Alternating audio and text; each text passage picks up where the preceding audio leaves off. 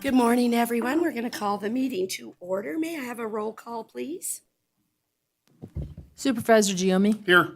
Supervisor White? Here. Supervisor Jones? Here. Supervisor Schutte? Here. Mayor Bagwell? Here. A quorum's present. Thank you so much. We're now on to agenda item number 3, which is our invocation. And I'm so pleased this morning to ask Chelsea Thompson to come and give us the invocation this morning. Thank you. All right. There we go. God, I just thank you so much for this board and the way in which they faithfully serve day after day, despite the lives and families they have outside of here. God, I pray that on long days you would give them that divine rest to keep going, that you would protect them from getting jaded, and that they would see the importance and gain confidence in the work that they do. God, I pray that you would guide conversations today and that you would soften hearts so that everyone can see the hearts behind decisions made. And God, I just thank you so much for what you're doing in and through the people in this room, Lord. In Jesus' name, amen. Amen. Thank you so much. We really appreciate it. We're now going to do the Pledge of Allegiance. Denny, do you want to lead us in the pledge? Okay. Pledge allegiance to the flag of the United States of America and to the republic for which it stands, one nation, under God, indivisible, with liberty and justice for all. Thank you so much, Denny. Everyone. Okay, we're now on agenda item number 5, which is our public comment for the beginning of the meeting. I have Heather Matthews.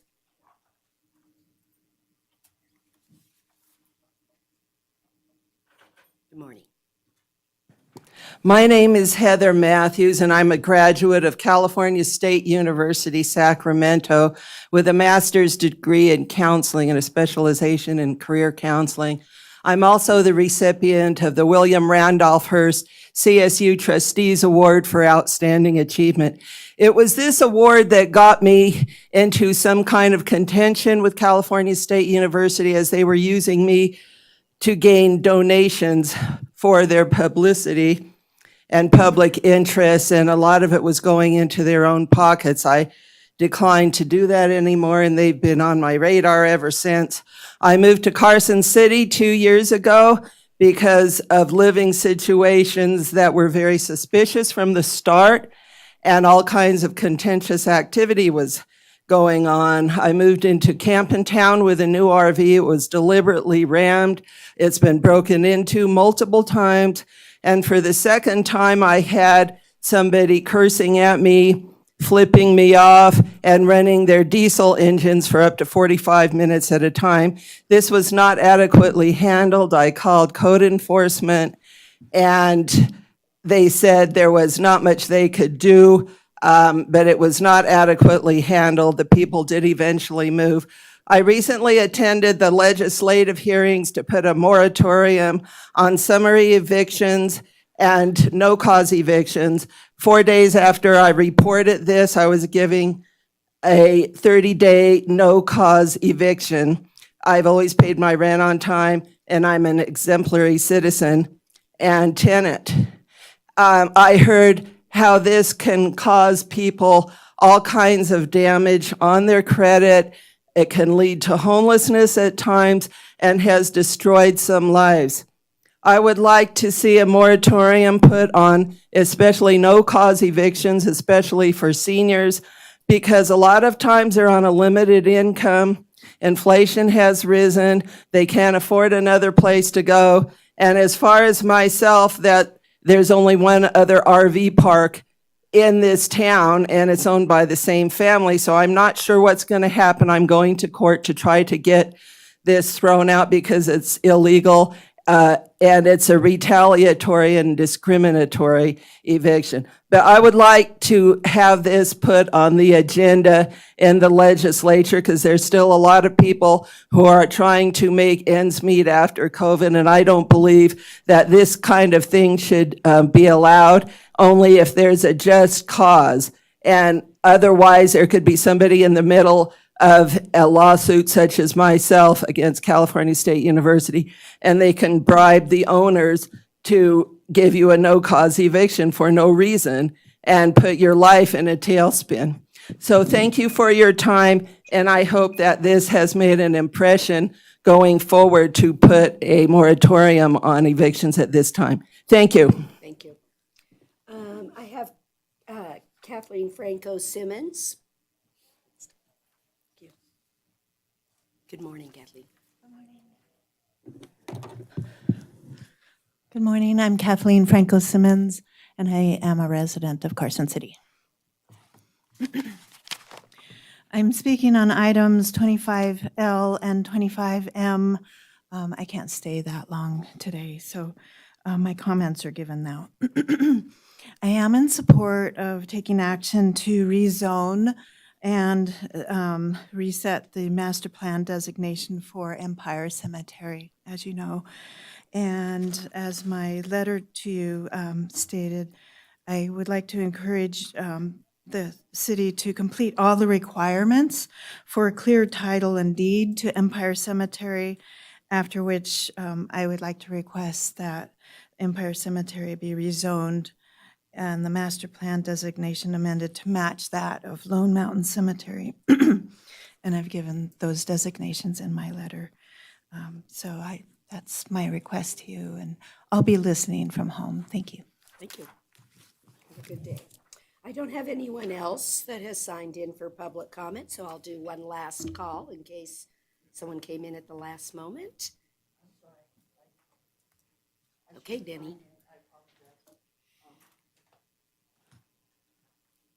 Denny French, Carson City, Nevada. Thank you, Mayor and Supervisors. I'm here relating to number 9, page 8, relating to standings. It was the first reading the last time I heard it. This would be the second reading, and I would just like to suggest that because of all the reading, actually, in fact, the city of Las Vegas versus jurisdiction, CT 122 Nevada, its explanation didn't help. In fact, it came up with a fourth suggestion as to what standings meant regarding the first hearing. I believe it was Supervisor White and Supervisor Gomi and the district attorney, and they all three seemed to me to all have different opinions of what standing meant.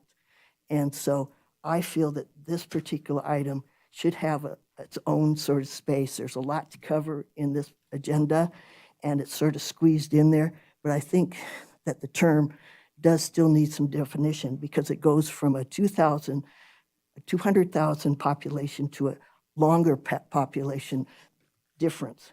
And those type of considerations for one case, who's actually involved in a case or in an appeal, and it changes if the population changes as to the that.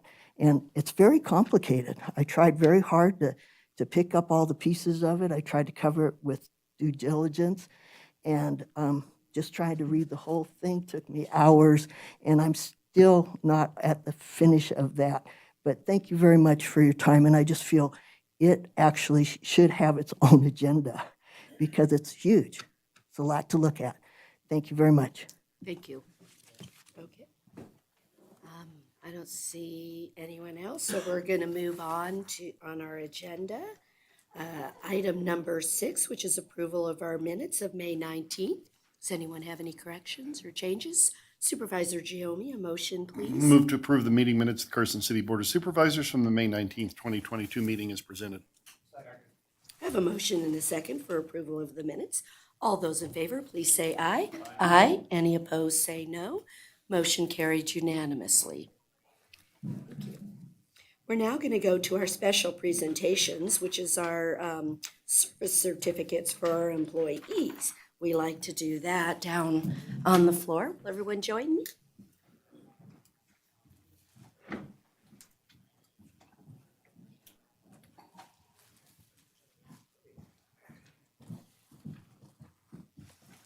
We're going to try something a little different this morning.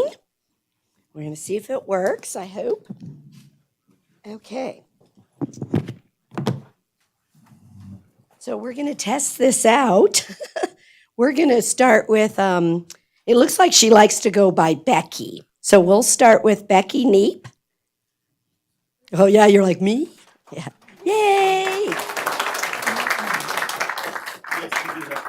You do. Come on up. So, crossing over into the 30-year plus. You guys believe this? Becky is the executive assistant to the sheriff and his immediate staff. While continuously giving watchful attention to the sheriff, that's a lot of work. I'm not arguing. That's a lot of work. and the undersheriff and the assistant sheriff. Miss Becky also provides single point of contact to all lateral law enforcement agency heads, attends to personnel matters within the department, and maintains records and reporting systems such as the National Incident-Based Reporting for all of Carson City.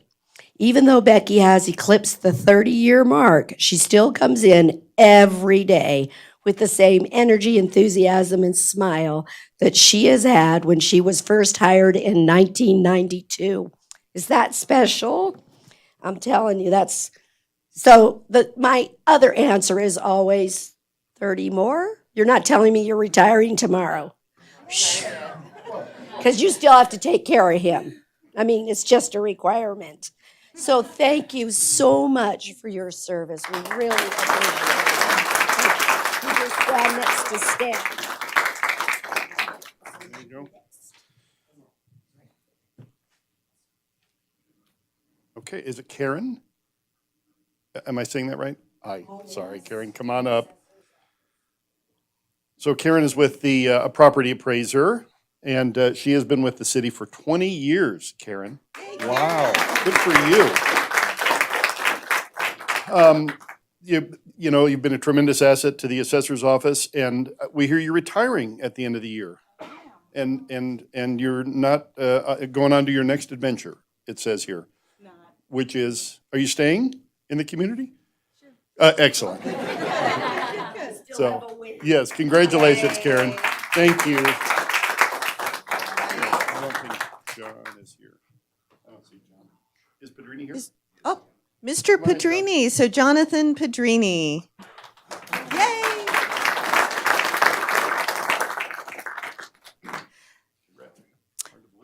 So in addition to Battalion Chief Padrini's 15 years of service, John is a trained paramedic and the fire department lead for the Tactical Medic SWAT Medic program. John is also an instructor for active shooter preparedness training. John has trained hundreds of Carson City and state employees on how to prepare and protect themselves in the event of an active shooter situation. We thank you. We thank you for your service. We thank you for your dedication to Carson City, for helping keep us safe, and for just being a good soul. So thank you for your years of service.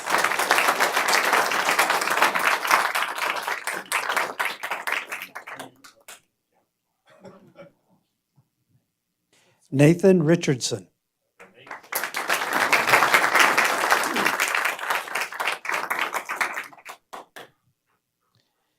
Nathan has excellent customer service and is always willing to help out in an emergency. Nate is dedicated to serving high-quality water to Carson City customers. Thank you, Nathan. That's two things that are really important to this community is good water and being friendly to our constituents. Thank you so much.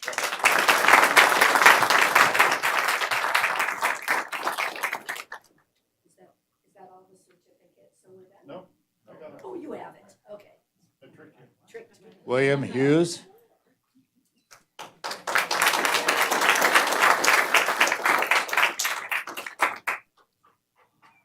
William started working with the disadvantaged youth in 2000 at rite of passage and moved on to juvenile detention in 2006, working for Douglas County. Will then started working for Carson City Juvenile Services in 2012. He's a day shift supervisor as well as a defensive tactics instructor and overall jack of traits. Will is quick to help kids or staff looking to improve their physical fitness or nutrition. When not on shift, Will can be found in the gym, usually at 3:30. Whoa. a.m. before his shift. Will is an avid motorcyclist, and did I say he goes to the gym? Ha ha. Will just received Supervisor of the Year for 2021 and respected by his peers and juveniles for his work. Congratulations, Will.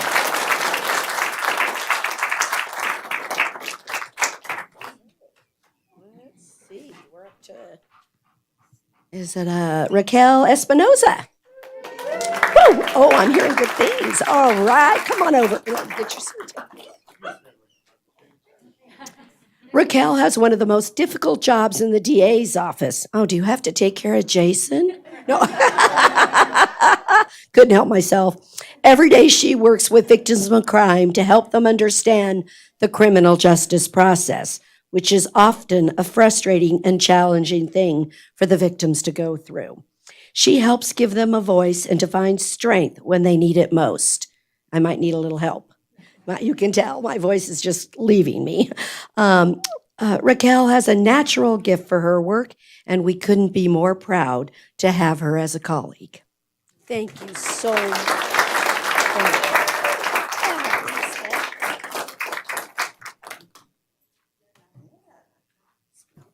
Is Dylan and his pup ready? They okay?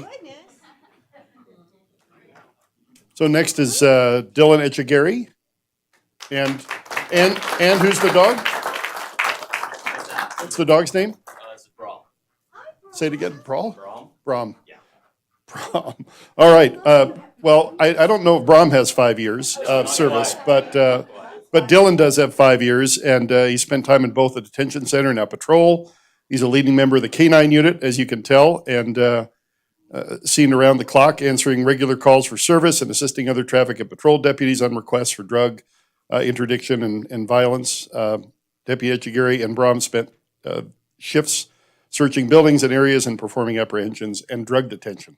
So congratulations on 5 years, and let's hope for another 25 or so. Thank you. Can I shake your paw, Brom? No, probably not. No, probably not. I think I want to keep my hand.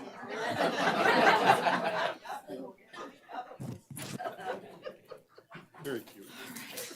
You didn't time that right to give you the dog. I know. You didn't give me the fire one either. So. Okay, All more right. shifts next time. All right, Courtney Nicholas. Yay, Courtney! Courtney started her career with the city in the finance department.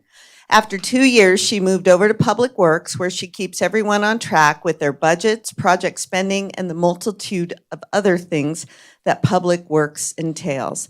She has been a great addition to our department, and we are so very grateful for her. So congratulations, Courtney, 5 years.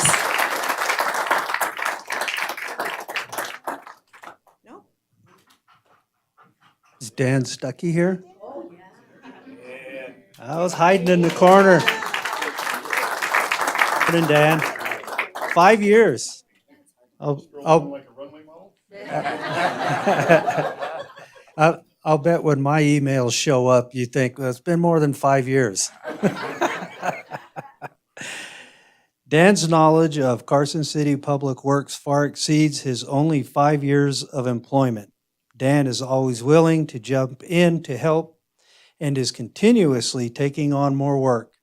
His skills as a working manager are a huge asset to Carson City. And I would have to say, I do truly appreciate your efforts that you and all of Public Works puts together, but you seem to be leading the charge pretty well at this point.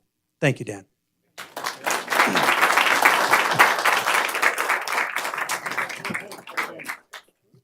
So I hope you guys enjoyed our new little test run, because I really think it's important that you get to know all of our superstars, which is what I think our employees are. So I hope you have learned something new about each and every one of them, and that you will celebrate them with us. So how about one more hand for the whole group? Right. Now we're going to have to scoot to make the picture work, because this is such a big team this time. So let's let's try for a picture. Yeah, we can even have two. Well, yeah, there's a place we can always stand and it works. So can you get us all? Ready?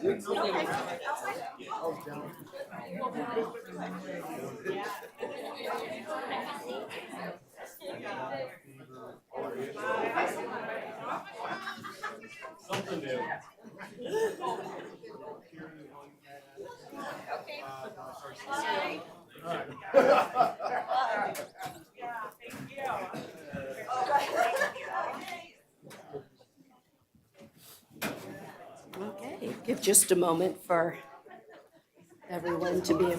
Did you like that? Yeah. You like that change? Oh, good, good. I thought it'd be a little more, well, I just, it's one of those bright ideas, but a little late, but I liked it. Okay, good. So now the supervisors are on notice. They have to submit a little more, right? Yeah. Info and, yeah, I just like it. Well, they know more than we do. Yes, absolutely. Okay, so we're now gonna move on to our consent agenda. Congratulations, Kimberly, the sheriff, the DA got out of here. Andy, for your elections on the 14th, congratulations. You're now technically in the jobs, you'll remain in the jobs that you have, so thank you. We'll move on to our consent agenda. Does any member of the board want something pulled for discussion? Okay, seeing none, and I don't have anything listed on the public comment for it, so I will accept a motion. Supervisor I Giomi? move to approve the consent agenda consisting of item 8A, 8B, 9A, 10A, 11A, 12A, 13A, 13B, 13C, 13D, 14A, 15A with resolution number 2022-R-19, 15B, 15C, 16A, 16B, 16C, 16D, 16E, 16F, 16G, 16H, 16I, and 17A as presented. With the late material. With the late material. Thank you, yes. I have a motion and a second. All those in favor, please say aye. Aye. Any opposed, say no. Motion carried unanimously. Thank you. We're now going to move on to agenda item number 19. This is discussion and possible action for the second reading on bill number 106, the ordinance establishing the various provisions. Mr. Woodbury, re-elected. Come on up. Jason Woodbury, District Attorney. This is the second reading of the ordinance. There were no changes between first reading and second reading. Thank you. Does any member of the board need any further clarifications or anything? If not, I'll accept a motion, please. Supervisor Jones? I move to adopt on second reading bill number 106, ordinance number 2022-7. I have a motion and a second for approval. All those in favor, please say aye. Aye. Any opposed, say no. Motion carried unanimously. Thank you. I do want to let you know, Denny, we did hear your public comment, though. Just wanted you to know. Okay, we're going to now move on to agenda item 20A, which is in discussion and action possibly for our airport to see if they can't get some grants and their plans. So I think, is Corey here? Right here. Oh, there you go. Sorry, I looked right past you. I apologize. Get some good stuff for our airport. Can you do it, Corey? We're counting on you. Yeah, so this is Corey, the airport manager. I think this one's It's already on. on. He's green. All right. I'm also joined by Nadine from Armstrong Engineering. This item today is approval of the airport capital improvement plan and also some potential grant awards. I wanted to highlight that this year was definitely unique because we had the bipartisan infrastructure law show up. It gave us a lot tighter timelines, but working with Armstrong, we were able to include the bipartisan infrastructure law in our plans. And to go over the ASIP and the grant applications. Nadine has a presentation for y'all. Thank you. You. Hi, Nadine Burgard. I'm with Armstrong Consultants, the airport's engineering consultant. Basically, the ASIP list that you have is an internal FAA document that they use to program and prioritize projects in their airport development. And so they prioritize critical projects, and that's what's shown on the list here for the airport specifically in Carson City. The first grouping on the capital improvement plan for Carson City Airport is for fiscal year 2022, and that's the FAA's fiscal year 2022. And those three projects are represented in the three grant applications that are for review. So the first one is an install approach lighting project, and that is to reinstate a nighttime approach at the airport, which it doesn't have currently. Another project is the relocation of the AWAS system, which is an automated weather observation system. That project was needed at the airport due to siting requirements from the FAA. Essentially, it moved not that far, but it's in a better location. This project will put it in a better location for various reasons. And the last one is the application for a new terminal building at the airport, and that's what Corey was referring to. The bipartisan infrastructure law is directly correlated to or with that application, and you have the amounts there shown. Does any member have a question? Supervisor White? Good morning. Corey, you and I spoke a little earlier. I am really excited that this landing light approach system is getting put in. This has been a just super long-term project. So I'm hoping you can give the community a little rundown about what's really taken place with that approach. And then if you could give us a rundown on what you're thinking about doing with the terminal building. That's been another pretty eyesore. long-term malfunction. Absolutely. So the lighting project is a really big project. And one thing that's interesting about this is it's a long-term study and there's a lot of work and effort that goes into it, but it's hard for the public to see it because it's not a construction project at the airport. In fact, a lot of the study work is actually done on the approach, which is outside of airport property by miles and miles and miles. The study is really comprehensive and really interesting to follow.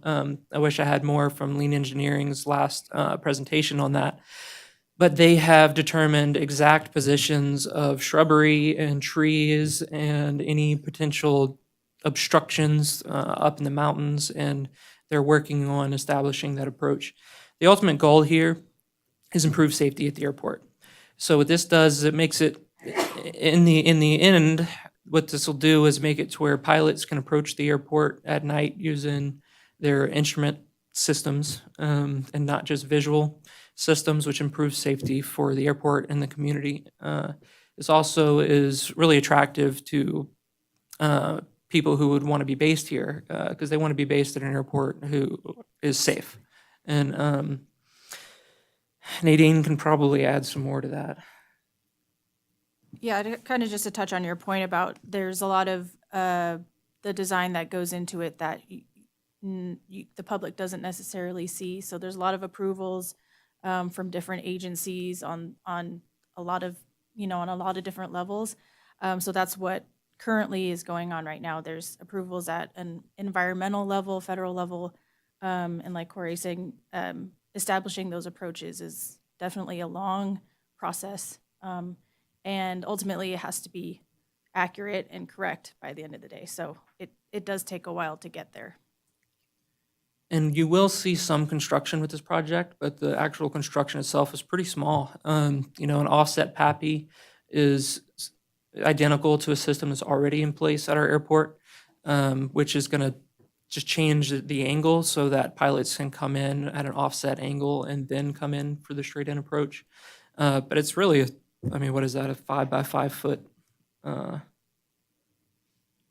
piece of concrete with a light on it. It's Yeah. pretty simple.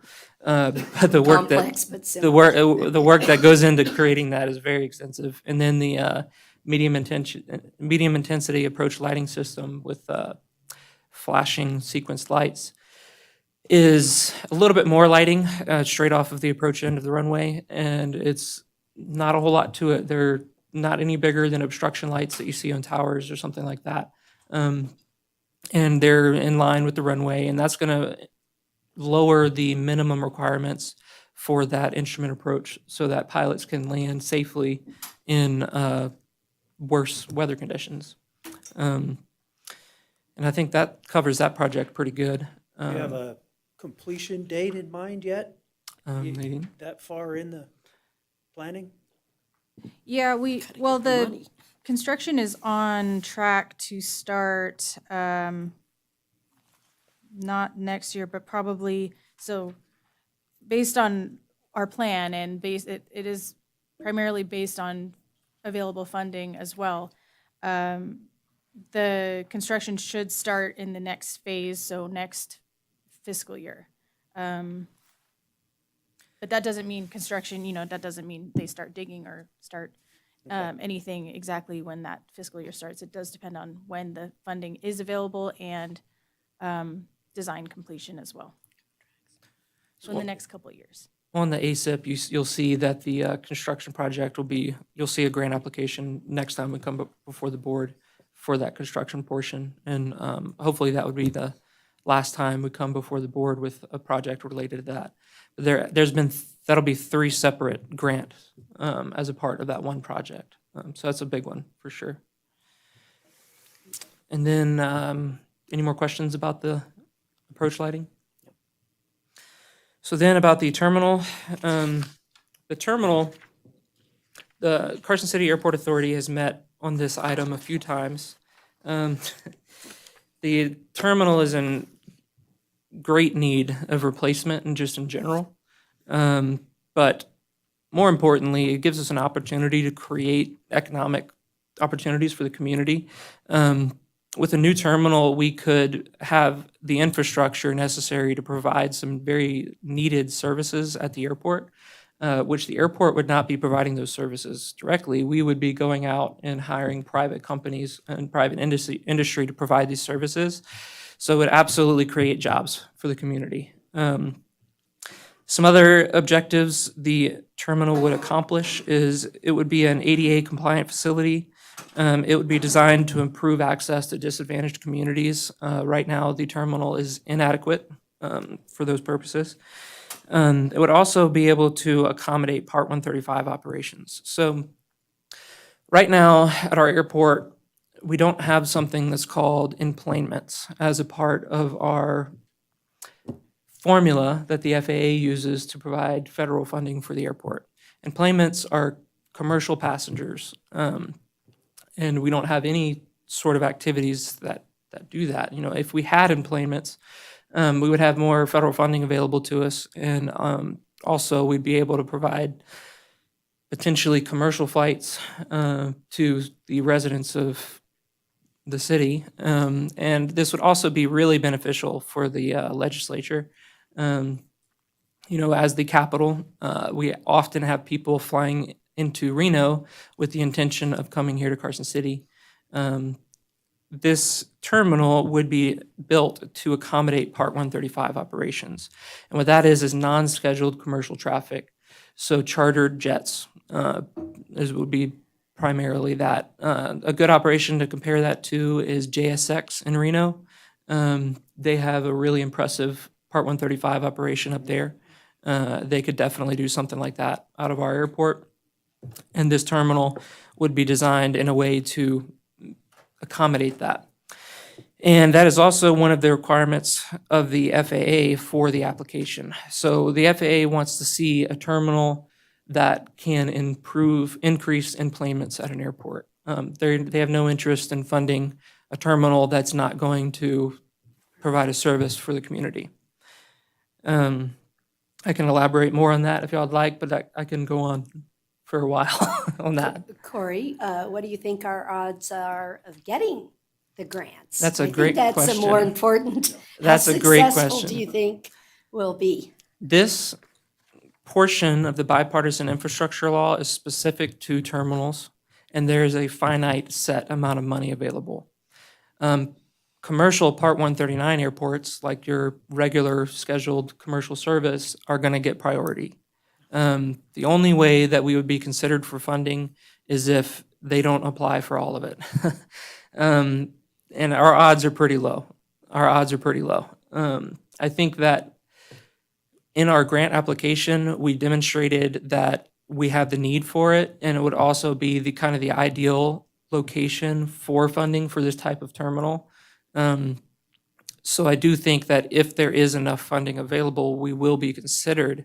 But it is not a guarantee, and we're going to be pretty low in that list. But Okay, that did not win stars today.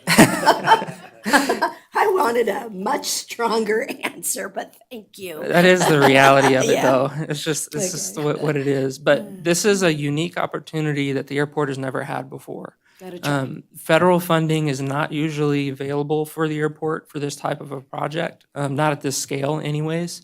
And we definitely have our name in the hat. And we would absolutely be high on the list if it gets past the 139 airports. So we did our part for sure. And Armstrong contributed significantly to making sure that we got that done. So Supervisor Schutte? Thank you. Thank you. This sounds exciting. Regarding the non-scheduled commercial traffic with chartered jets, does that mean, is there a baggage component on that? Or would a chartered jet specifically you would transport with it so you don't have to collect baggage, check in baggage, that kind of thing? that's a great question. I've actually ran the line services per Part 135 operation before, so I'm very familiar with what's involved. And it looks a lot like your airline. You have a ticket processing counter, you have someone who can collect bags, you have kind of a secured area, although TSA is not involved in that process.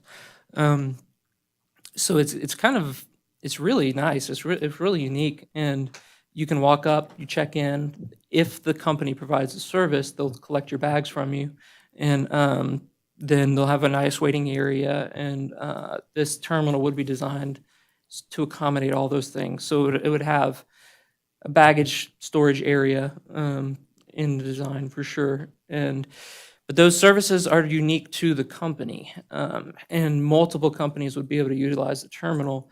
You might have somebody who is a family who chartered a jet for a trip, and they show up, they walk up to the plane with their bags, they throw them in the back. They might interact with the pilot, and that's about it. While you may have other operations like JSX, where their customer base is different and they're chartering jets to the professional community, they're going to be a little bit more accommodating with baggage handling and that sort of thing. And they will have their baggage handlers, and they'll have the ticket processing and the customer service. And these are all companies that would be leasing space and working with the fixed-based operators, the local company that's running the operation.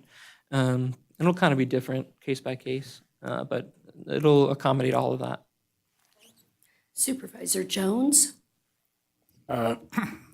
Probably 6 or 7 months ago, I was at a function, and one of Senator Rosen's staffers came up to me and said, "Are you on the airport board?" And I said, "Yes." And she said, Carson City was the only airport that didn't get any funds this last year, federal funds. So I relayed that to Corey and Mike, our board president, and they've been aggressively working on that since then. And they've had a lot of communication with Senator Rosen, and one of our other members is a personal friend of Congressman Amadeus, and so we've got some congressional support and interest now, so, which is all help, and that's thanks to you, Corey. So, He's making the stars go up a little there. right.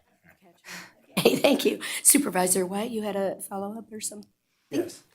So I want to thank you and the authority for, as Stan said, moving forward on this project. This is something, even before I was on the authority board, I have advocated for many years that our airport needs to take the terminal condition of our current terminal and put it out of its misery and move on.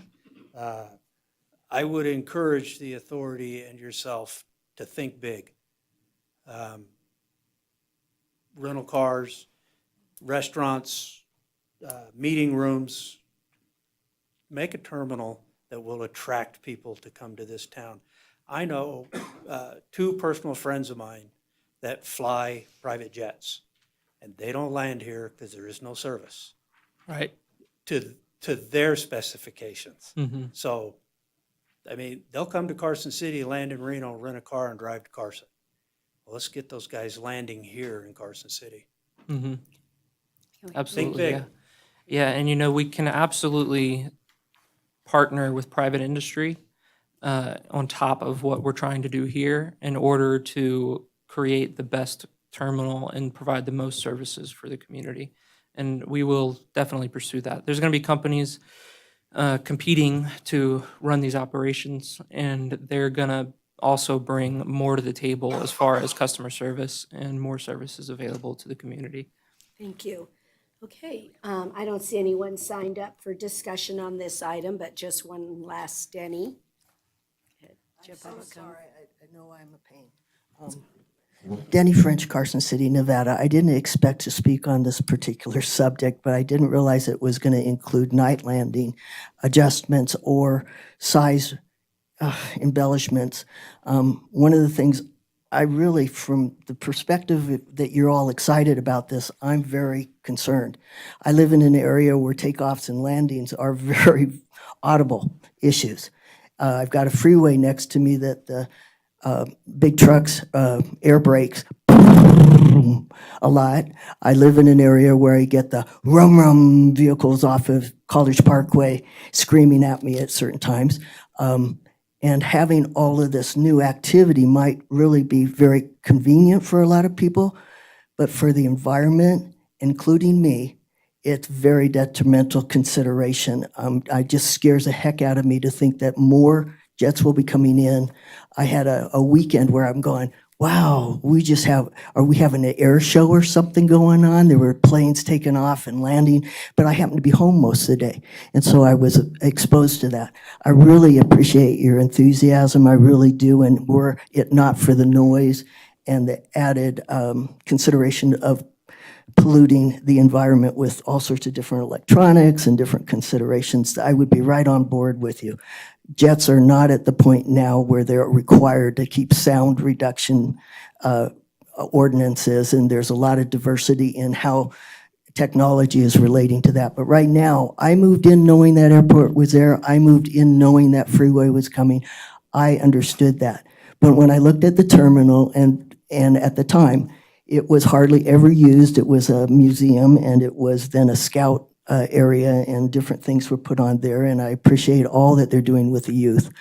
But the noise that that's going to bring, the traffic that that's going to bring, I really do appreciate the fact that being in an area like Reno and having to have a car come down is inconvenient and is probably not fuel efficient, but this is a scary thing to me. So I hope that every step is taken with the understanding that there are people being not so well set in the positions where we are.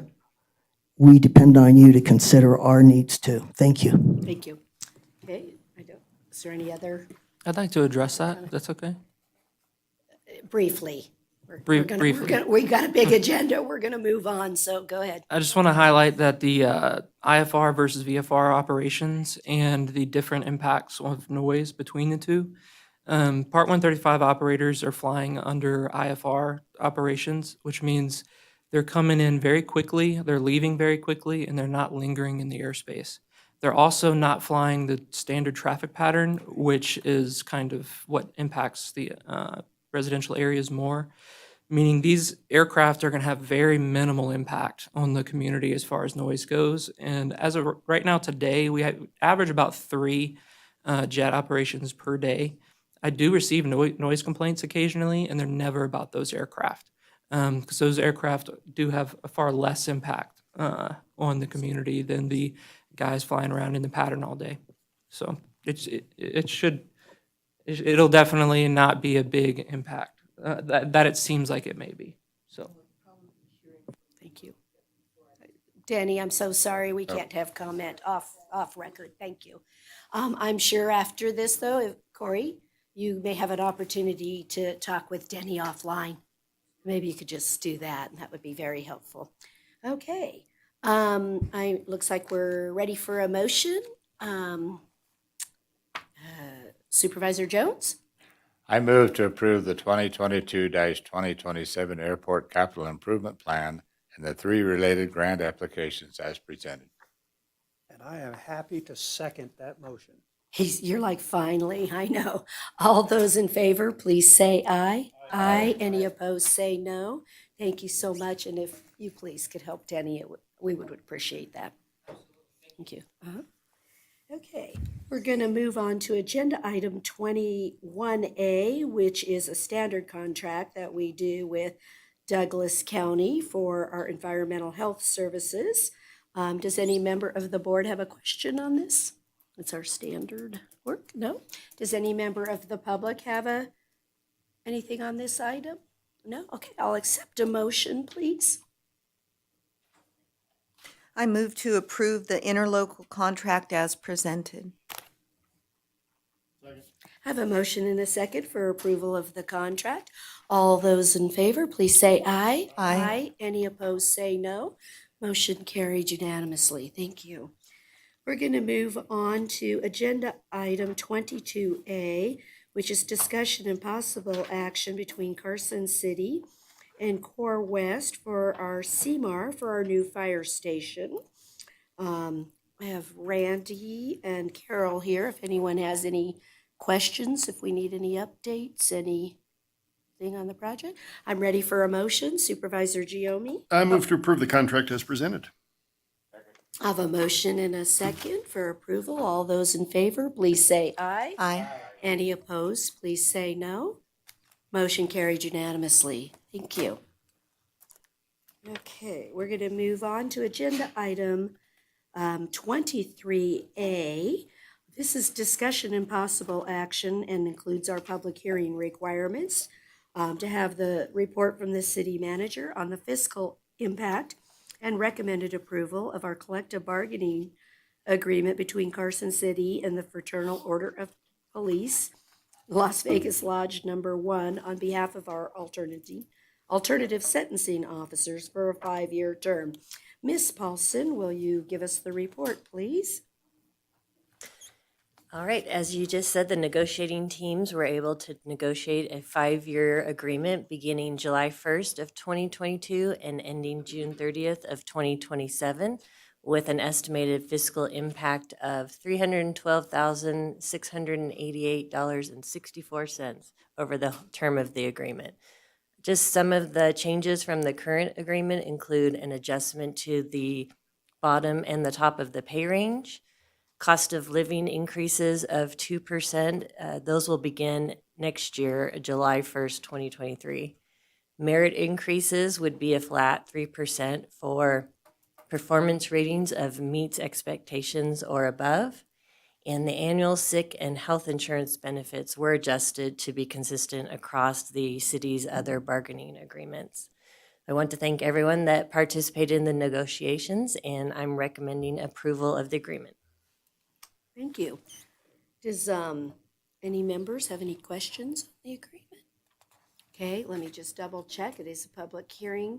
Just one last shot. Is there any public that wants to comment on this agreement?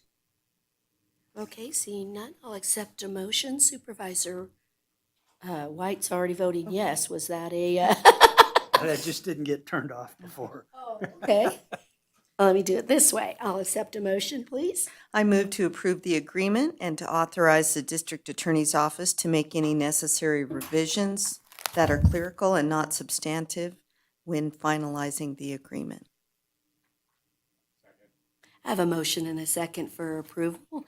And on discussion, I just want to thank all members of the team that worked on this. It's really enjoyable when we have a group of employees and staff that recognize their own role in the process, but also the role for the community at large. So just really want to thank everyone for their work on this particular contract, and especially a 5-year. That's really good for the public to get a 5-year contract. So all those in favor, say aye. Aye. Any opposed, say no. Motion carried unanimously. Thank you. We're going to move on to agenda item 24A, which is discussion and possible action regarding our agreement for excess workers' comp and employers' liability insurance with Safety National Casualty Corporation.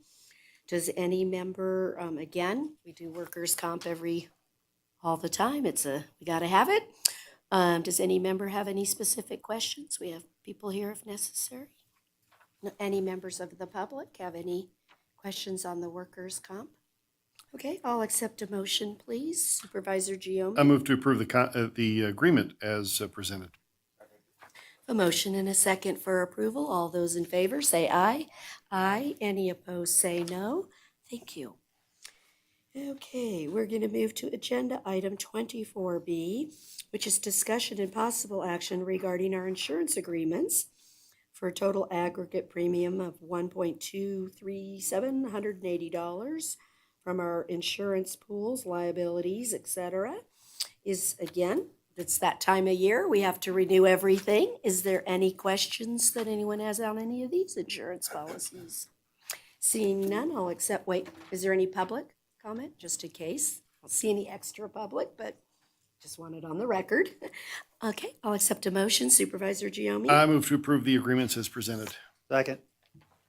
I have a motion and a second for approval. All those in favor say aye. Aye. Any opposed say no. Motion carried unanimously. Thank you.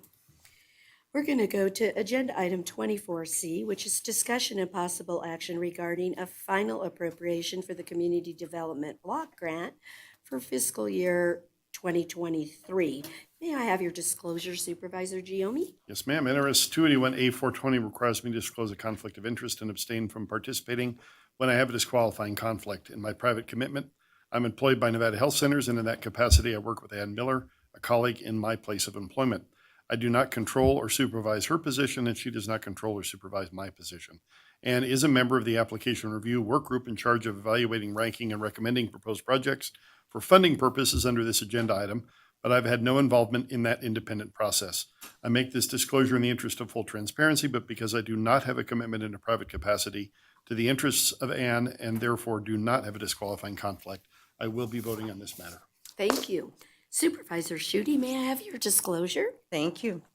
NRS 281A.420 requires me to disclose a conflict and abstain from voting when I have a disqualifying conflict.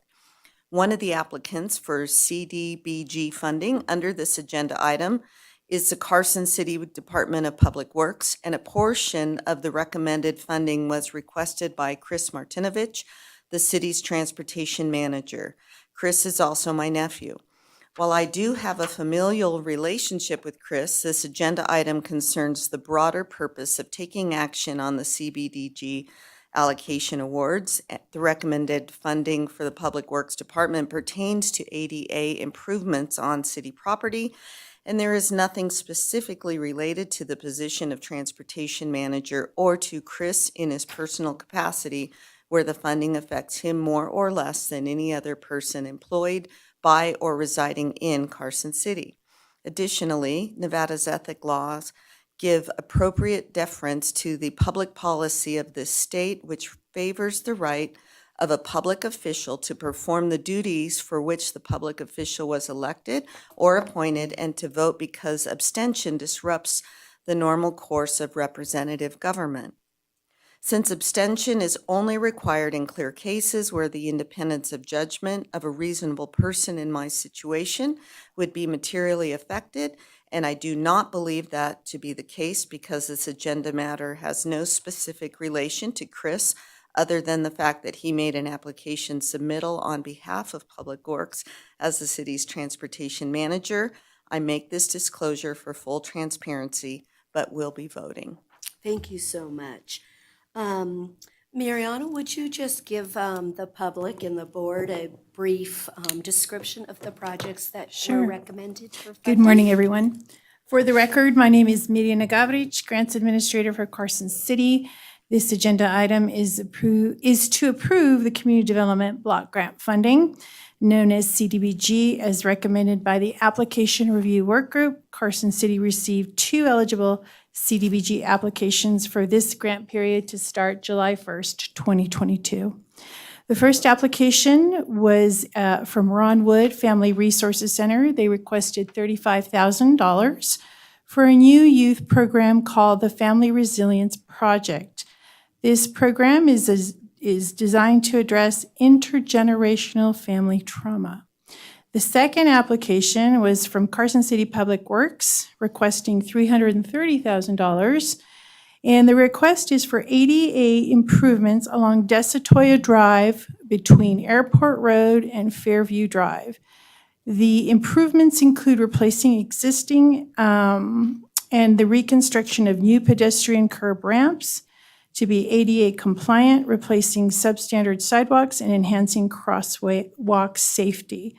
So those are the 2 applications that we received. The Application Review Work Group has recommended both for funding, so it goes to the board now for approval. Thank you so much. Is there any questions from the board? See, any public comment on this item? Mr. French?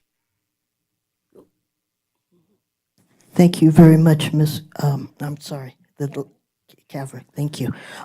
As far as sidewalks and improvements for handicap accessibility, most of the handicap accessibility sidewalks actually during storms are really more of a barrier because they collect the water, they collect the snow.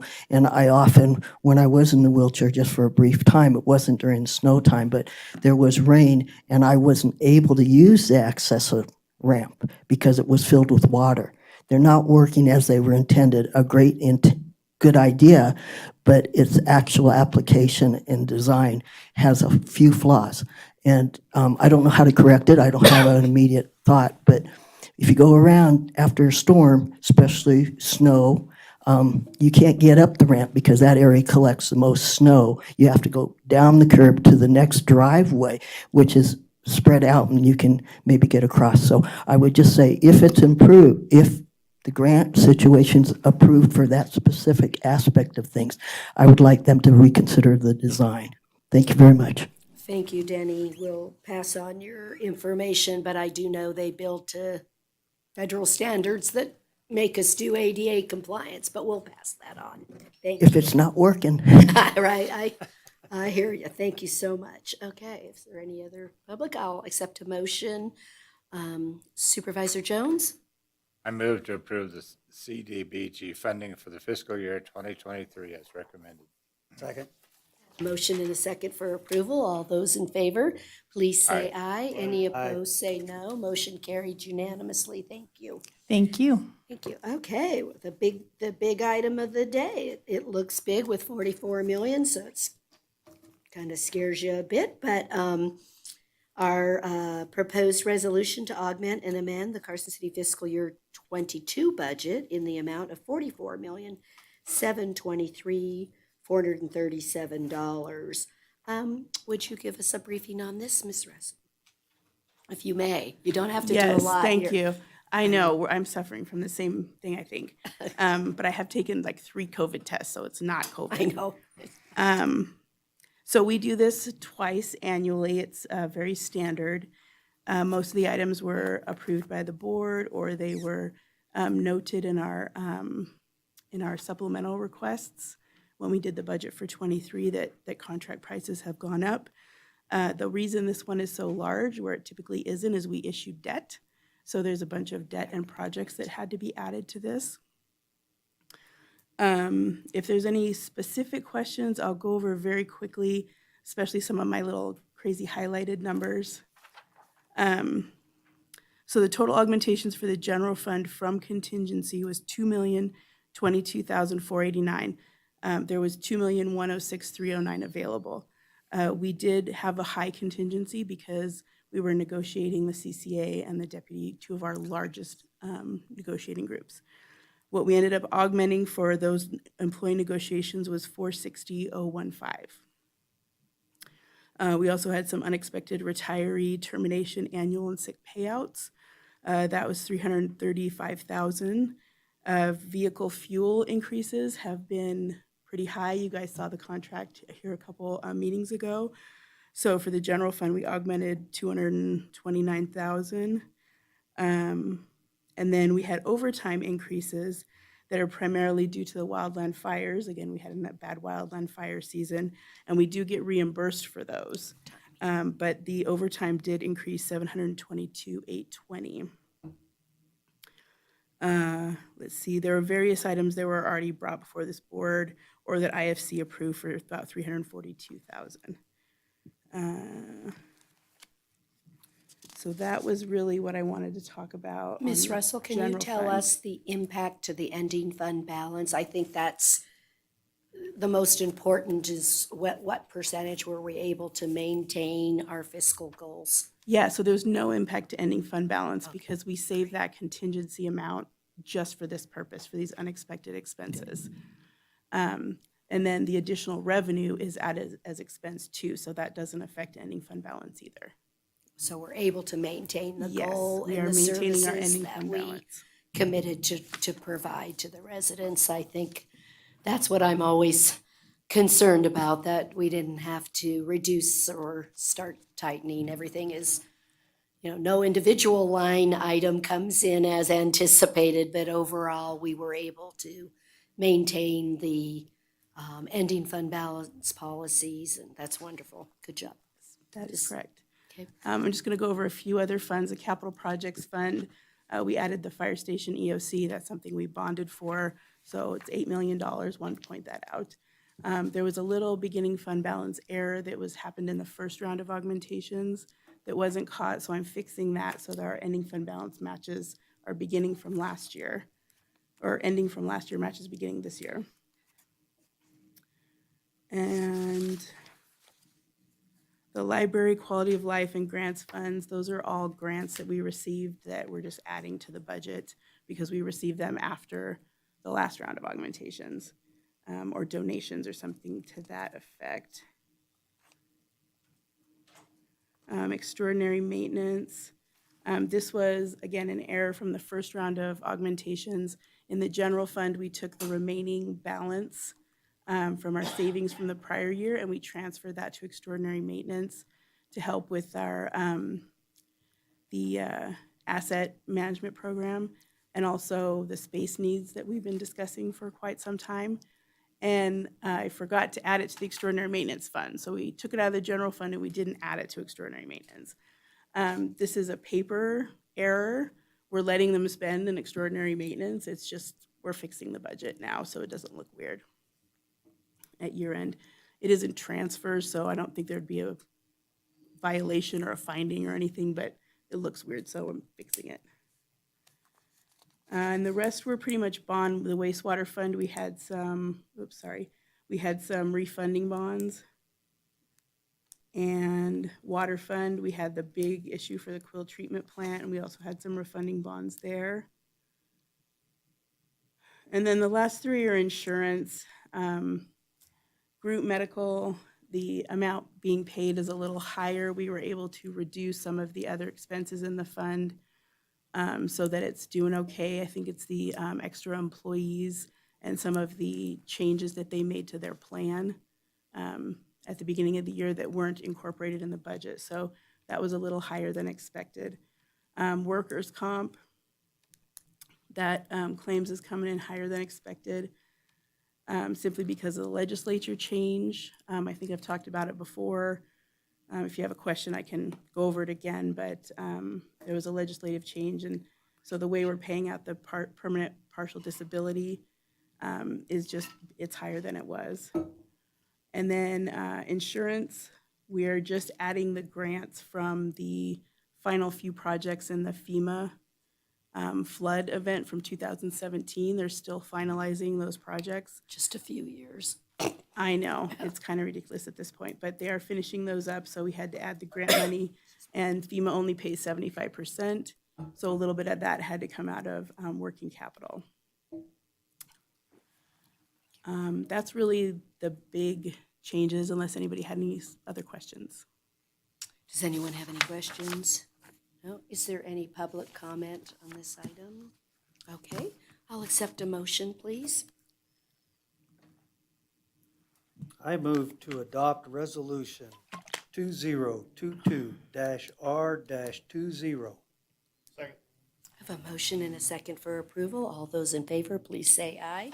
Aye. Any opposed, say no. Motion carried unanimously. Thank you.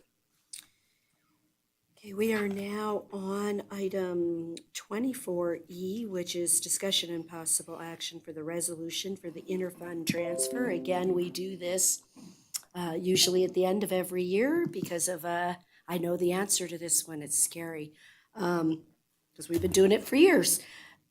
We're reimbursement for those accounts, so you have to spend the money first, which means it goes negative, as we see on our report every single meeting or so, and so we just have to not have a budget violation. So is there any questions that anyone has on this? It's just a little loan. Is there any public comment on this item?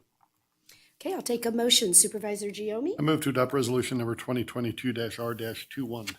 I second. We have a motion and a second for approval. All those in favor, please say aye. Aye. Any opposed, say no. Thank you. Thank you for Sherry. making me talk as little as possible. I Trying. appreciate it. Trading off. There you go. Okay, we're going to move on now to our community development. So we have again a standard ask here on 25A is discussion and possible action regarding the resolution to transfer our private activity bond volume to rural housing that works hard to do affordable housing for people. And again, it's standard that we do, and we have no projects online for Carson City. I don't see hope, but right, we had no projects, right? No projects for us, Nancy. Therefore, we can give the volume up to them. So does anyone have any questions? Any public? I'll take a motion. Move to adopt resolution number 2022-R-22. We have a motion and a second. All those in favor, please say aye. Aye. Motion carried unanimously. Thank you. It's okay. I just was confirming there was no Carson City capacity to use those bonds ourselves. So, okay, we're going to move on to agenda item 25B, which is discussion and possible action to introduce on first reading a proposed ordinance amending section 1804.135 of our code to include the watchman's quarters.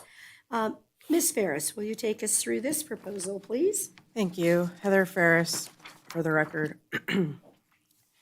The applicant owns and operates a personal storage facility in the general commercial zoning district. Currently, watchman's quarters are not an allowed use in the GC zoning, but they would like to have the option in order to provide for on-site security.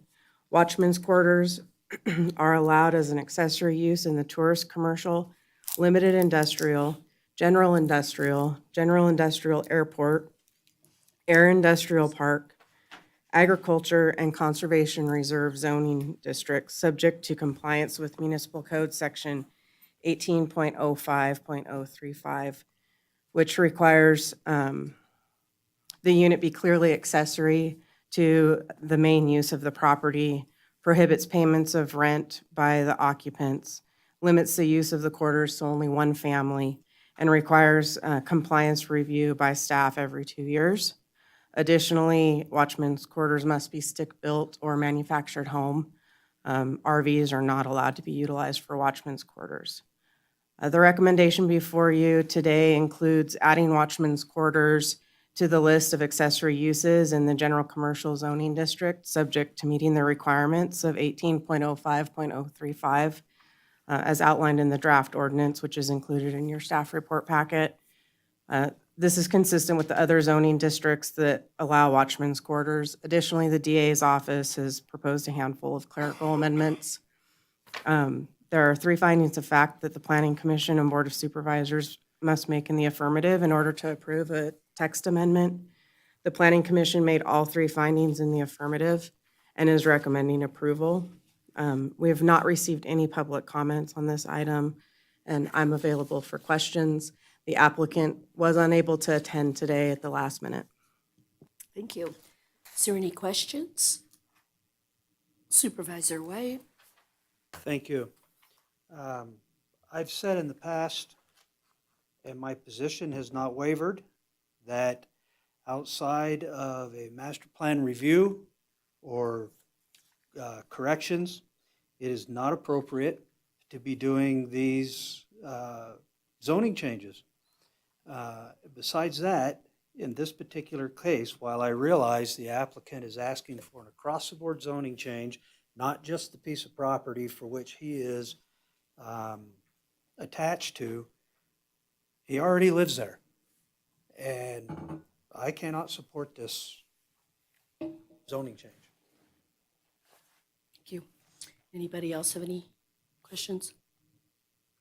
This was properly noticed? Right? Yes. I just want to make sure, right? Yes. There's Noticing was done accordingly. to all the, okay, for the issues, and I guess I need a slight bit of clarification. Supervisor White's indicating, what do you mean by he already lives there?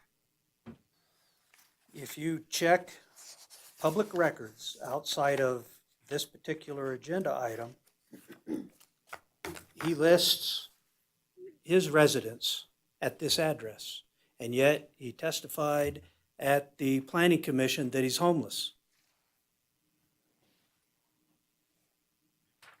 Do we have a code violation, and this text amendment was brought forward to correct a situation? There isn't one that I'm aware of. Okay, I just wanted to clarify.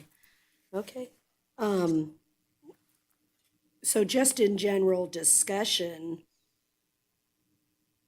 do we know why a watchman's quarters was not included in this zoning district yet? Seems to me that it's actually the more obvious one that it should be in versus the ones that we do. Do you think it was an oversight or So just? in going back and reviewing what was allowed previously in previous versions of our zoning code, at one point it was allowed subject to a special use permit.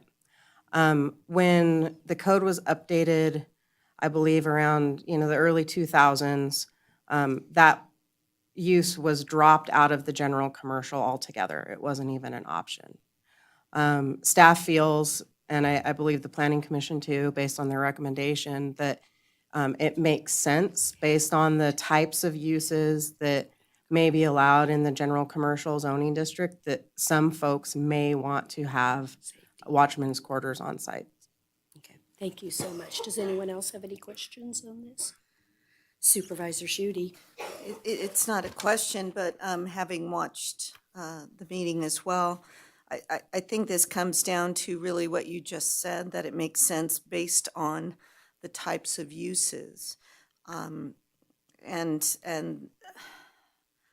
the fact that other zoning districts allow it and general commercial doesn't, I think that's more of an inconsistency, so I support it. Is there any public comment on this item? No?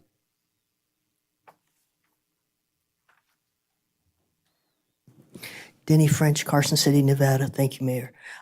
I was at the hearing where the young man came up with his request, and his explanation had me thinking, well, it definitely would be convenient. It would definitely help his circumstance out. But I'm going, if you're making it as a block thing that every other person under that type of zoning would have that same opportunity, I have some question similar to Supervisor White on that. But I'm certainly sympathetic with the request by that individual, but I'm not wanting it to be other than that. And if you judge it just for his sake, that's fine. But if you put it across the board, I think that's a problem. Thank you. Thank you. Thank you. Okay, any further Questions? And just to be clear, I don't necessarily disagree with the idea. I just think we should do this during a master plan review. I get that, but the public is also entitled to request text amendments outside of it, so that they have that right. That's the citizens' right to bring their own items forward. So with that, Supervisor Shu. I just want to say, though, I appreciate the findings of fact, and I think that there lies that safety net, that it isn't just willy-nilly anyone and everyone. It really, there needs to be that finding of fact, and I appreciate that. Okay, I'll accept a motion. I move to introduce on first reading Bill number 109. Do I have a second? Second. I have a motion and a second for approval. All those in favor, please say aye. Aye. Aye. Any opposed, say no. No. Let the record reflect 4 yes votes and a no by Supervisor White. Thank you. What I'm going to do now, I'm just going to double check with the public before I finish on this next section, because I'm going to open items 25C through 25M, because it was the master plan, annual master plan review. So we already had public comment this morning for support in there, and I just want to double check with the public. I don't see anyone else signed up, but is there anyone else that specifically wanted to talk to an item? Come on up, because I want to make sure I don't, in the interest of efficiency, that I don't leave someone out. Go ahead. I'm Joanne Grace, and I live on Genoa Lane, so I'm partially, I'm adjacent to one of the rezoning requests. I was out of town and came home and got the letter, so 2 things that it said to me, and maybe I didn't even need to be concerned, that it being rezoned from a medium density to a parks assured me that there wouldn't be apartments ever built in an already kind of narrow roadway. So I don't know if that was even ever a possibility. So I was encouraged that it was being rezoned to Parks and Recreation, which made me somewhat excited that maybe there would be somewhat of a green belt put in. Me and several neighbors helped clean up one of those parcels. And at that time, I talked to the man organizing it and said, "What's the chance of a park?" He said, "It's really expensive." So I thought, wow, maybe there's a way to raise money in the neighborhood. So I don't know if that's even a possibility, but I came today just to see what else is going on with these redesignations. So thank you very much. Yeah, probably not a new park. Just because the person answered you correctly, they're really expensive. But did you have some other general discussion on any of that grouping? Yes, please. Great, thank you.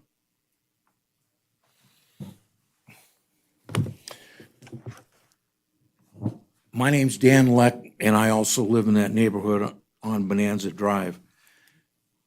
I have no problem with this, with the zone change, but I would like to request the board place a statement on the assessor's parcel map indicating the reference parcels are subject to a special deed restriction limiting the property to a neighborhood park or open space.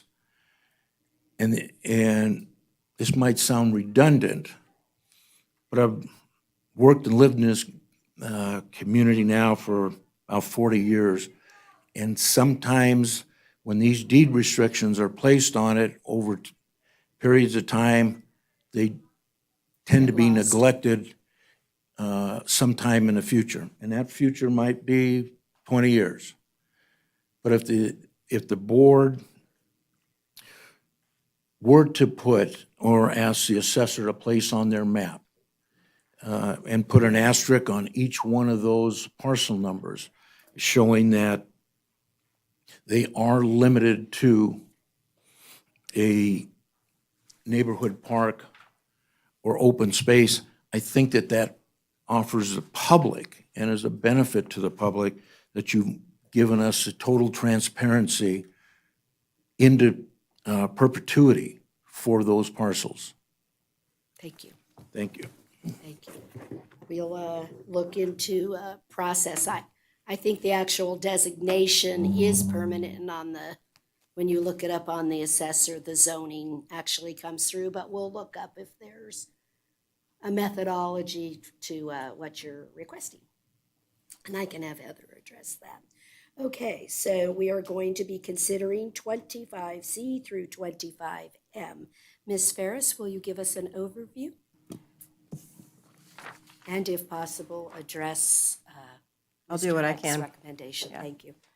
Heather Fariskin for the record. At its meeting of December 15th, 2021, the Planning Commission was provided with an update on the master plan implementation activities and reviewed and made a recommendation to the Board of Supervisors on the master plan action plan and other master plan related items.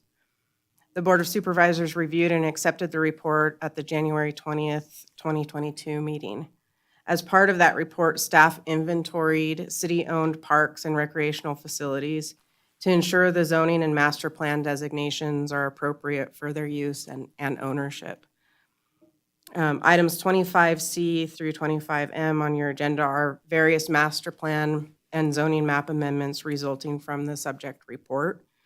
The items before you today are focused only on city-owned parks and recreational facilities, and the recommended changes will make the master plan and zoning designations consistent with the use and ownership of the parcels.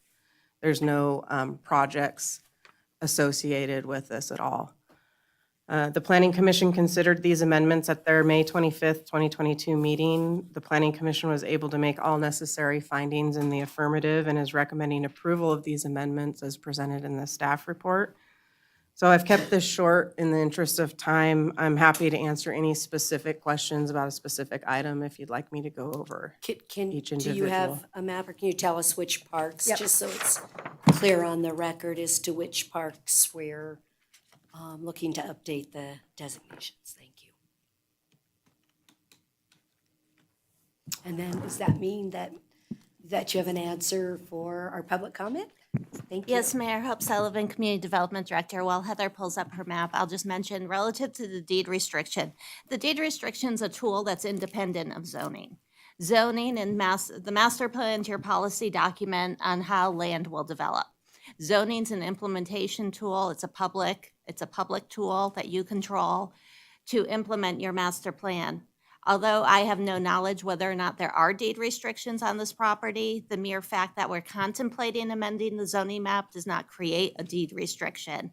So based on this item before you today, should you make the findings for the master plan amendment and introduce the ordinances for the zoning map amendment, that does not create a deed restriction, and it would be inappropriate to imply there's a deed restriction.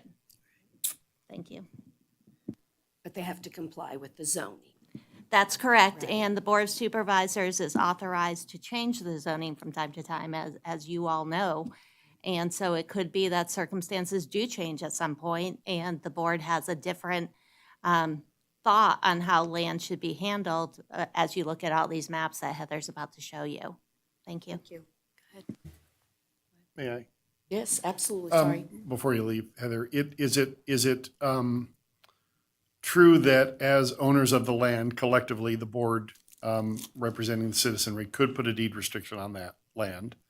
But it would also be equally true that a future board could then remove that deed restriction since we own the land, essentially making the provision of a deed restriction meaningless. Correct. Right. Basically, it would be a little bit redundant, essentially, because you're saying, here's our zoning, here's the intent of the zoning, and just in case anybody missed it, here's a deed restriction that repeats it all. And then if you want to change the zoning, you would say, okay, we're going to remove that deed restriction because that's not what we think anymore. And applying and removing a deed restriction does not require public noticing. Is that correct?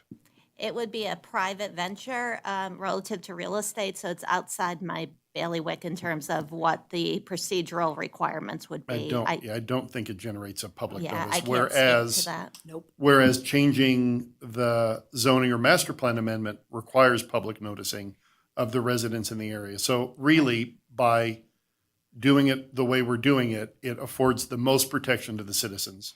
In the- Because any future changes will require noticing.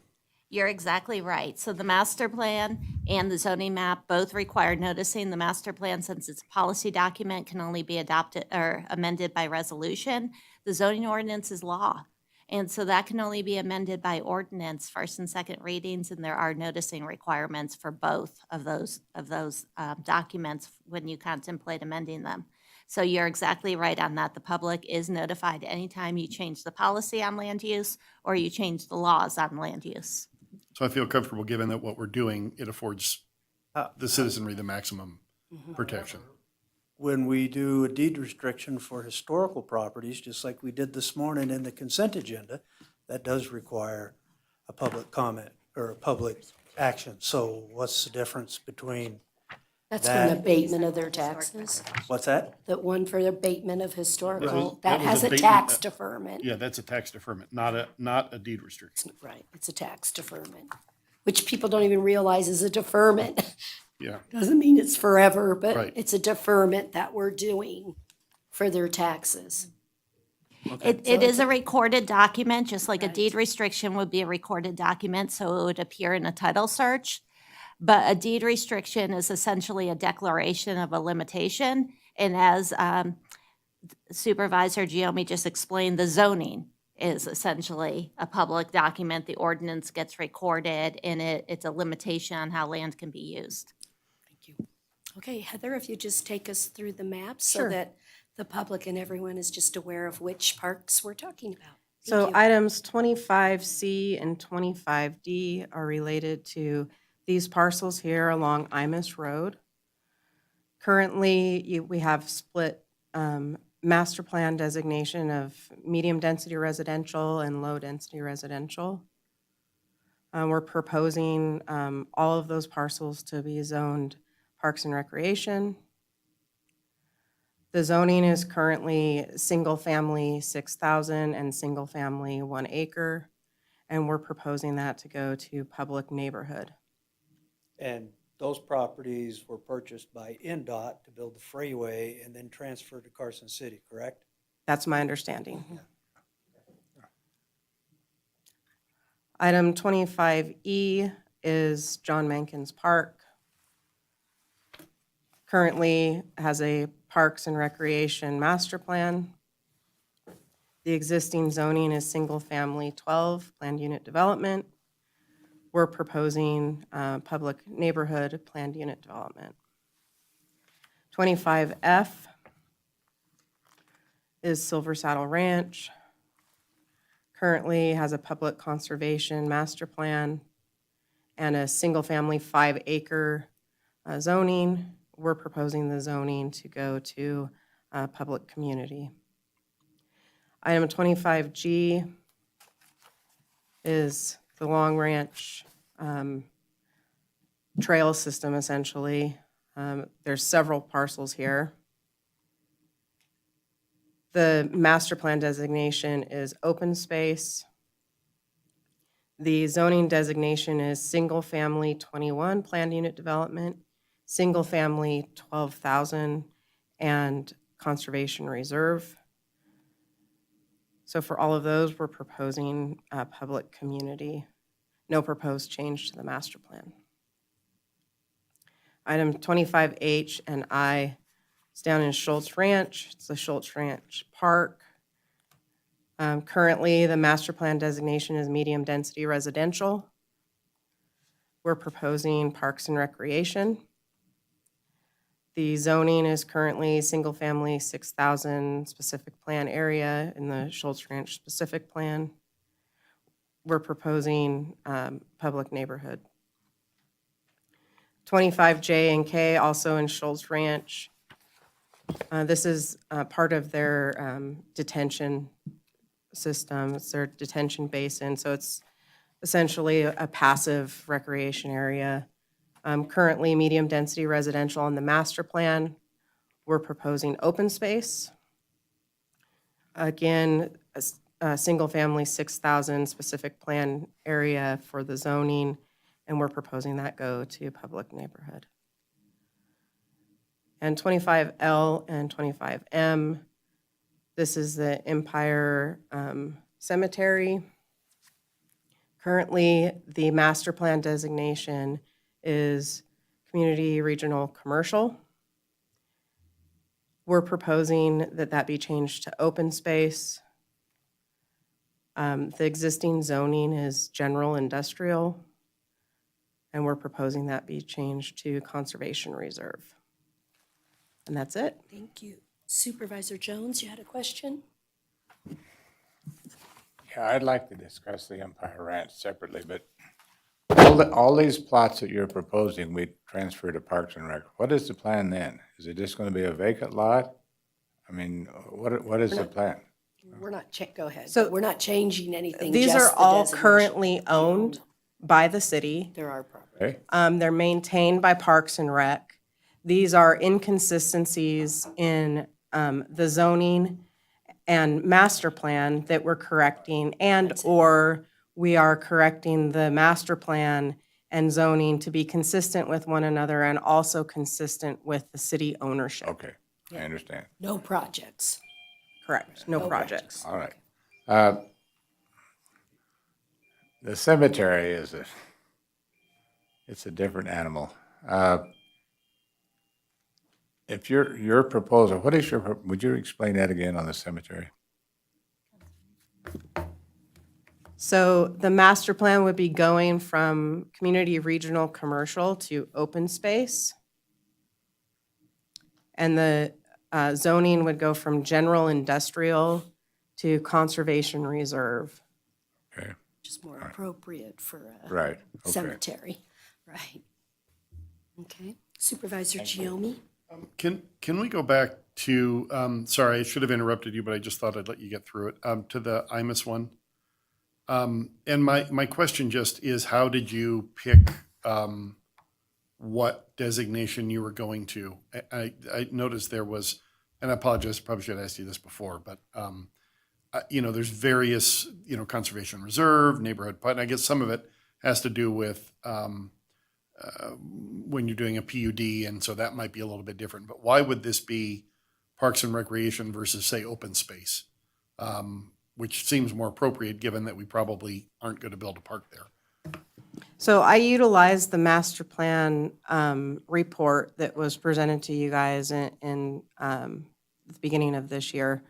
I hope may have some additional insight on that, but essentially, it's owned by Parks and Rec, and yes, it could be open space potentially, but it also could potentially be developed at some point in the future into a park or a trail system.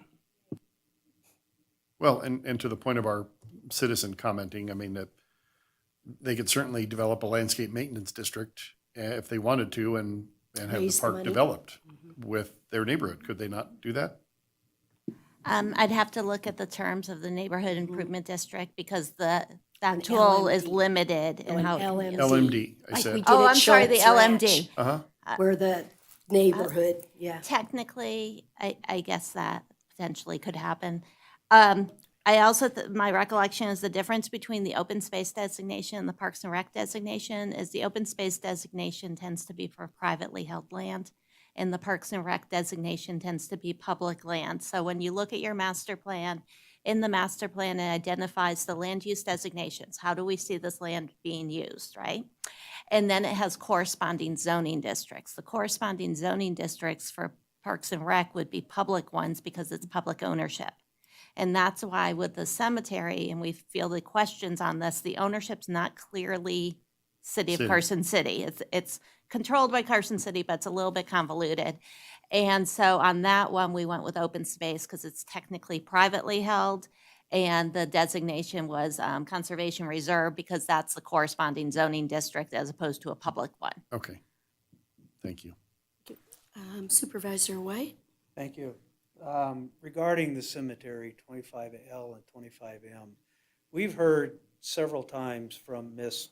Franco Simmons, in fact, this morning, with her concern that she wants to be able to continue to place her family members there in that cemetery. Does this get us any closer to that curing her concern, or how do we get to where she can continue with the expectation that her family members have in regards to that cemetery? That question is independent of what's before you today. What's before you today is, and I just want to, if I can for a second, just frame this for you and remind you. This is before you today because you had the appeal of a variance at Silver Oak. At Silver Oak, a park was designated as residential. You said, why is the park residential? It's not residential. Fix this. That's not the point. We're creating burdens for no reason. So let's do a cleanup. So we did the cleanup. Right. So what's the objective of the cleanup? The cleanup, it was to take city-owned open space, parkland, and the cemetery, which is controlled by the city, and to recognize what is the function, what is the land use function that's realistically in place today? Given that, what's the appropriate master plan designation and what's the corresponding zoning designation? It's a big cleanup. Now, does that mean people can bury people in a cemetery? No, it has no bearing on that. What the rules were yesterday are the same as the rules tomorrow, regardless of what you do today. That's an operations question, and the zoning and the master plan don't speak to operations. Is the lawful use of that land a cemetery? Yes. Am I in a position to speak to the operations of that cemetery? Absolutely not. Does the zoning or the master plan designation control how we operate a cemetery? No. And that's not been agendized for that discussion, so we'll stick to the zoning discussion today, but I think it's clear that's all on our minds as to the operations at a later I would like time. to encourage staff Right. to work towards a resolution Thank you. for that family that continually brings that forward. Thank you. Okay, is there any other questions? If not, Supervisor Giomi, may I have a motion, please? All right, I'm going to give this a shot. Maybe the longest motion in History? Board of Supervisors Oh, he's history. ready. Here we go. Crack my knuckles. We're ready to go. Dan, step in if I step afoul here. All right, I move on item 25C to approve the amendment to the master plan and land use map as presented. On item 25D, I move to introduce on first reading bill number 110. On item 25E, I move to introduce on first reading bill number 111. On item 25F, I move to introduce on first reading bill number 112. On 25G, I move to introduce on first reading bill number 113. On 25H, as in Henry, I move to approve the amendment to the master plan land use map as presented. On 25J, as Juliet, I move to approve the amendment to the master plan land use map as presented. On 25K, I move to introduce on first reading bill number 115. On 25L, as in Lincoln, I move to approve the amendment to the master plan land use map as presented. And on 25M, as in Mary, I move to introduce on first reading bill number 116. Aye. 25H 25I. should have been 25I. Pardon me. On did good. You're on 25, the right darn roll. it, on 25H, I was correct. On 25I, I moved to introduce first reading bill number 114. Thank you for checking me. We were check marking as you went. Do I have a second? Second. Okay, any further discussion? Seeing none, all those in favor, please say aye. Aye. Any opposed, say no. Thank you. Good job. Thank you for that hard work, and I know it's a lot, and sometimes things come up in a meeting, like you said, and now we have to go do 7 more properties, but thank you. Good work on that. Okay, we're gonna move on to agenda item 25N. As in Nancy. So we're on Nancy right now. See, there you go. Discussion and possible action to adopt on our second reading, bill number 107. Our ordinance related to the improvement district for the downtown neighborhood improvement district for 2023. Ms. Sullivan, any changes or comments between first and second reading? No. Thank you. Does any public comment on this item? Nope. I'll take a motion, please. Supervisor Jones. I move to adopt ordinance number 2022-8. I didn't get the number. Have a motion and a second for approval. in. The ordinance number is 8. Thank you. All those in favor, please say aye. Aye. Any opposed, say no. Motion carried unanimously. We'll move on to agenda item 25O for open space. Discussion and possible action to adopt on second reading Bill number 108, an ordinance related to establishing the levy for the South Carson Neighborhood Improvement District 2023 assessments. Ms. Sullivan, are there any changes that have been noted between first and second reading? No. Is there any public comment on this item? Great. A motion? I move to adopt ordinance number 2022-9. Second. I have a motion and a second for the approval, or number 9. Okay, all those in favor, please say aye. Aye. Any opposed, say no. Motion carried unanimously. Thank you. We're now on to our non-action items. Agenda item 26. Ms. Paulson, do you have a report? Yes, I just wanted to remind everyone that city offices will be closed on Monday, June 20th, in observation of Juneteenth. The only city office that will be open is elections at the courthouse. They'll be open from 8 to 5 for individuals needing to cure their signatures for the election. And all other offices in the courthouse will be closed. Also, there's going to be a special meeting of the Board of Supervisors next Friday on June 24th at 8:30 to canvass the vote. That's it. Were you going to give us a briefing on the lands bill? Oh, Stephanie's going to do that one, sorry. Ms. Hicks? For the record, Stephanie Hicks, Deputy City Manager. The board may have seen a recent article in the paper in regards to the Carson City Public Land Correction Act. And so we just wanted to bring a little update to the board. As a reminder, back in late 2018, the Board of Supervisors approved technical map corrections that staff was proposing to the Carson City Lands Bill. We have had over the years several starts and stops to that going through the federal process, and we've been working very closely with our federal lobbyist as well as the delegates for that. It stalled during COVID for quite some period of time, but the good news is in April it has resurrected and it was introduced by the senators. And it has, on June 6th, was heard at the Committee on Energy and Natural Resources Subcommittee. So we have some action moving forward on our lands bill. There's been no changes from what we proposed back in 2018 to what is moving forward today, and we just wanted to provide you an update on that. Thank you, Ms. Hicks. Supervisor Giomi, you have some comments to share? Yeah, just wanted to report out on CTE meeting this week. Couple of items that are of note. The first off, the Steam Up is happening not this coming weekend, the 4th of July weekend, the Great Western Steam Up. It's the 1st through the 4th.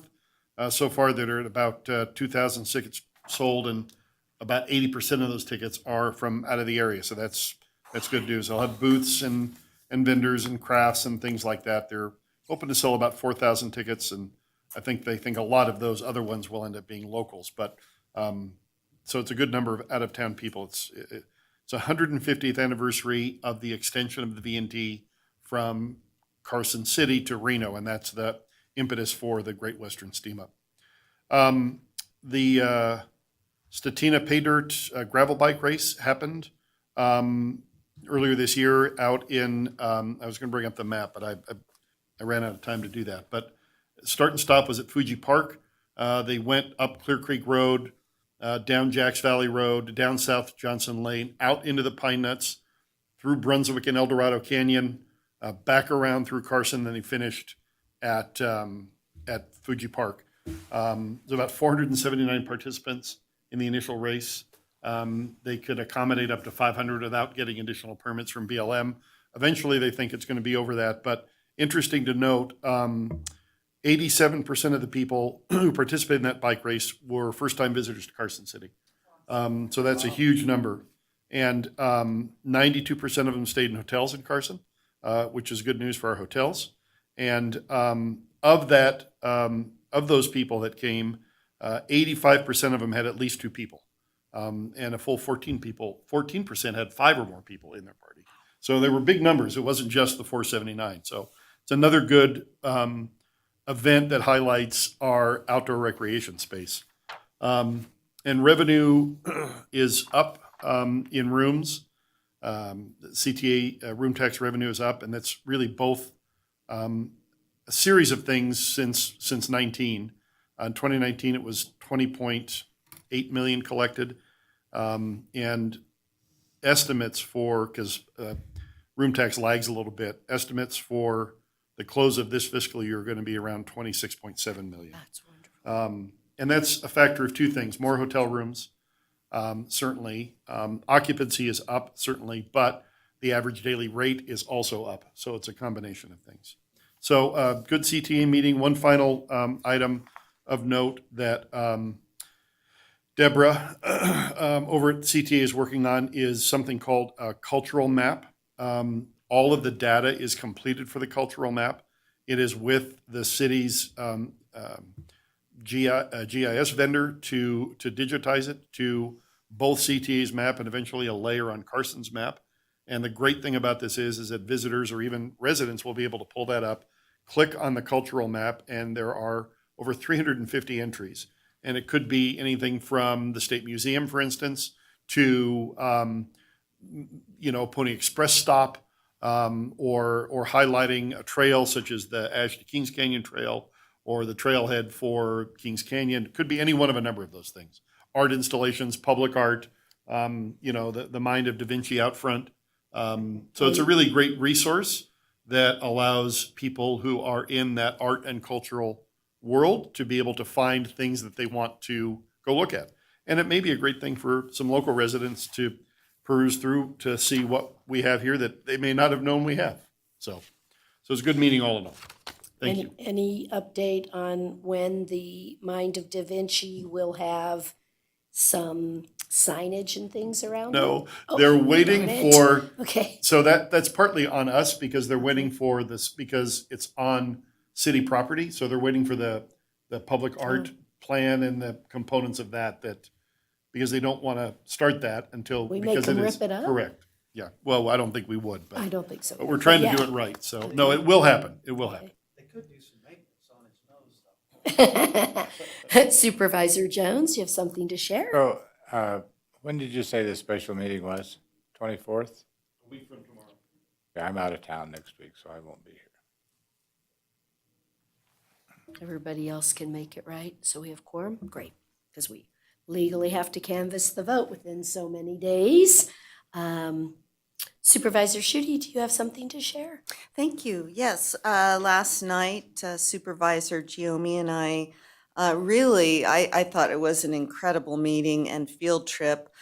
We learned about alternative and regenerative agriculture practices to improve soil health. And you might think, well, what does that have to do with water and water subconservancy? But it's all about absorption, runoff, non-point source pollution, and it's just so interesting. And the idea that regenerative agriculture practices are being considered and ways to kind of change farming practices that are quite instilled, but have really pulled nutrients from the soil and pull or taken away the ability for soil to really absorb water and hold on to moisture. I'm so encouraged by that. So it was incredible.